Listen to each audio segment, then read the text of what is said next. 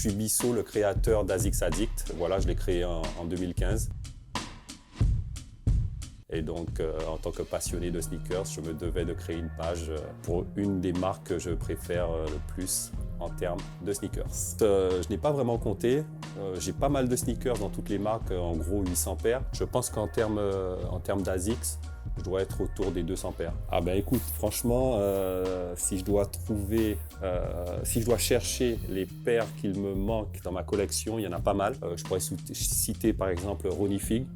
Donc la Samantha, la Miami, ce sont des paires que je recherche vraiment. Mais écoute, je prends le temps, je sais que je pourrais les avoir parce que j'ai des paires dans ma collection qu'il m'a fallu à peu près 10 ans pour récupérer. Donc je m'en fais pas, je les aurai un jour. Mais écoute, c'est le côté original d'Asics. Moi, ce qui m'a matrixé à l'époque, c'est la J-Lite 3 avec, tu sais, cette semelle coupée là. Et moi qui étais très b-ball à l'époque, en fait, voir cette chaussure arriver sur le marché, en plus une running, chose que je ne portais pas forcément, ça m'a tout de suite attiré le regard. Et puis le côté original m'a plu, quoi, tout simplement. Si je me souviens bien, je pense que ma première paire, ça devait être une Asics J-Lite 3 blanche que j'ai rockée de manière sévère, quoi.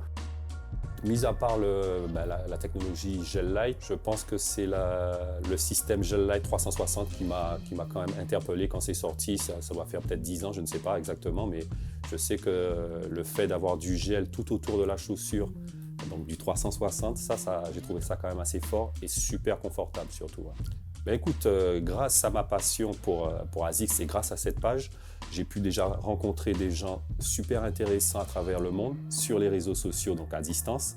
Mais aussi, j'ai pu voyager grâce à cette marque. J'ai pu aller en Allemagne, j'ai pu aller à Londres et rencontrer justement physiquement de vrais passionnés de la marque Asics. Et ça, pour moi, ça n'a pas de prix. En vérité, la sneakers, pour moi, m'a permis justement de rencontrer du monde et c'est pour moi le plus intéressant dans cette passion. Si tu veux, le fait de pouvoir voyager, de discuter avec des gens, de partager, pour moi c'est le summum en vérité.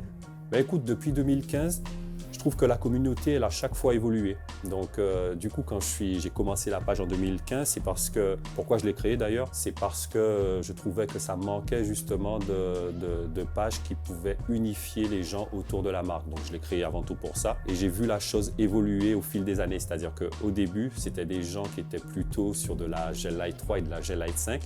Et en fait, au fil de l'évolution de la marque, j'ai vu que tout ça a évolué. Donc il y a des gens qui sont partis, il y en a qui sont arrivés, il y en a qui sont restés. Et en fait, tout ça fait que je me retrouve avec une communauté de personnes qui ont la quarantaine, il y en a qui ont la vingtaine, il y en a qui ont 15 ans parfois, qui me posent des questions. Et tout ça, c'est une question de partage en vérité. Donc cette page, en fait, ne m'appartient pas. Elle appartient à la communauté. Moi, je suis juste la personne qui la gère et qui reposte les différentes photos et qui partage les news. Mais en vérité, la page, elle appartient à tout le monde. La Asics J-Lite 3 Anon. Pourquoi est-ce que c'est mon top 1? C'est avant tout parce que c'est une paire que je voulais aussi depuis des années. Quand elle est sortie, je n'ai pas pu la voir. J'ai pu la récupérer 10 ans après, non même plus. Je pense il n'y a pas si longtemps que ça, donc à peu près 12 ou 13 ans, grâce à un trade avec quelqu'un sur Instagram. Donc du coup, pour moi, elle a une valeur sentimentale. Mon top 2, pareil, c'est encore du sentimental en fait. C'est la J-Lite 5 Volcano, donc faite par Ronnie Fieg. Alors pourquoi? Parce que pour cette paire, j'ai dû camper quand même 3 jours devant un shop. Pour la petite histoire, ils avaient annoncé 12 paires. J'étais le 6e sur la liste et au final, quand le magasin a ouvert, il ne restait que 6 paires. Donc voilà, pour moi, j'ai eu de la chance et je suis très content d'avoir pu récupérer cette paire. Ben écoute, moi j'ai mixé pendant des années, donc la musique fait partie de moi, comme la sneakers. Et en fait, on parle de culture sneakers de nos jours. Et moi, dans la culture sneakers, j'englobe la musique, la mode et pas mal d'éléments qui font que c'était pour moi inévitable de faire se retrouver deux passions qui m'animent, la musique et la sneakers. Donc comme je te disais, j'ai mixé, bon, je ne l'ai pas encore dit mais je vais le dire, mais j'ai mixé pendant 20 ans dans un sound system reggae dancehall. On mixe aussi un peu de hip-hop, on a tourné à travers l'Europe, j'allais dire le monde, quoique on a été au Canada aussi, donc on peut dire le monde. Pendant 20 ans, j'ai mixé et c'est sûr que pour moi, il est important de monter sur scène avec une paire de sneakers qui match avec la tenue et tout ça me représentait en fait. Donc la musique et la sneakers vont ensemble. Mais écoute, ça va être super compliqué parce que ma plus vieille paire, comme je t'ai dit avant, moi je les roquais les paires. Donc j'ai connu la marque, je t'ai dit, aux alentours de 2010 il me semble. Donc j'ai eu de la GR que j'ai roqué salement. Ben écoute, je vais être honnête avec toi. J'ai roqué pas mal de GR, comme je t'ai dit, et je t'avoue que le côté limité, le côté exclusif me plaît énormément. Donc je te dirais que je suis beaucoup plus team, collaboration, exclusivité, voilà, ce genre de paire que tu peux trouver que dans des endroits particuliers ou en faisant des camps, comme on le faisait à l'époque. Voilà. J'aime beaucoup la marque, mais c'est sûr que j'ai une préférence pour les Gel Lyte 3 et ensuite pour les Gel Lyte 5. Après, je reste totalement ouvert à tout ce qui sort actuellement, comme la New York City, que j'aime énormément, donc qui est une nouvelle silhouette qui me parle énormément, et je reste vraiment dans l'actualité de chez ASICS, mais ma préférence reste tout de même à la Gel Lyte 3 et la Gel Lyte 5. Donc c'est sûr qu'avec une collection pareille, je ne peux pas rocker tous les jours la même paire, et du coup ça me permet de les préserver. Moi je fais partie de la team qui porte. Certes, je suis un collectionneur, mais je porte mes sneakers. Donc on peut le voir hein, sur la semelle, ce sont des paires exclusives, comme on a dit, qui parfois valent cher. Mais moi, je fais vraiment partie des personnes qui portent leurs paires parce que pour moi, une paire de chaussures, elle est faite pour aller au pied et on marche avec, quoi, tout simplement. Ouais, top 3, pareil, encore du sentimental. C'est une paire que je voulais aussi à sa sortie, que je n'ai pas pu récupérer. J'en ai parlé auparavant, certainement, je crois.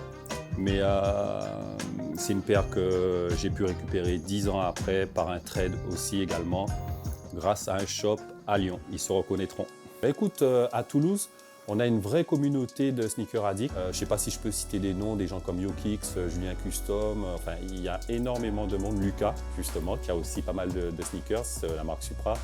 Je ne sais pas si je peux le citer, mais bon, on a pas mal de sneaker addicts dans la ville qui aiment la sneakers, qui la portent, qui la collectionnent et qui la portent. Donc ça, pour moi, je t'ai dit, c'est quelque chose qui est super important, tu vois, d'avoir des gens qui aiment vraiment la sneakers et qui ne sont pas là juste pour les laisser dans leur boîte, dans une chambre. C'est important de les porter et on a énormément de personnes ici à Toulouse qui aiment la sneakers. Alors en 4, pareil, encore du sentimental. On n'est que dans le love, dans la sneakers. Donc c'est une collaboration, c'est la Redcoin, une collaboration avec A Few. Ce sont des amis et quand cette paire est sortie, il a fallu que je campe aussi pour l'avoir et j'ai eu la chance de pouvoir récupérer à Toulouse la Special Box. Je ne peux pas vous la montrer, elle est juste en dessous, mais c'est une très belle pièce. L'ensemble a été très bien fabriqué, vous voyez les matériaux, le coloris, c'est de la valeur sûre. Et voilà, en 5e position, encore des amis, Overkill, Marc, tu te reconnaîtras, donc la Gel Sight Overkill. J'ai kiffé le coloris et puis l'ensemble des couleurs, la répartition et puis cette espèce d'imprimé très sympathique.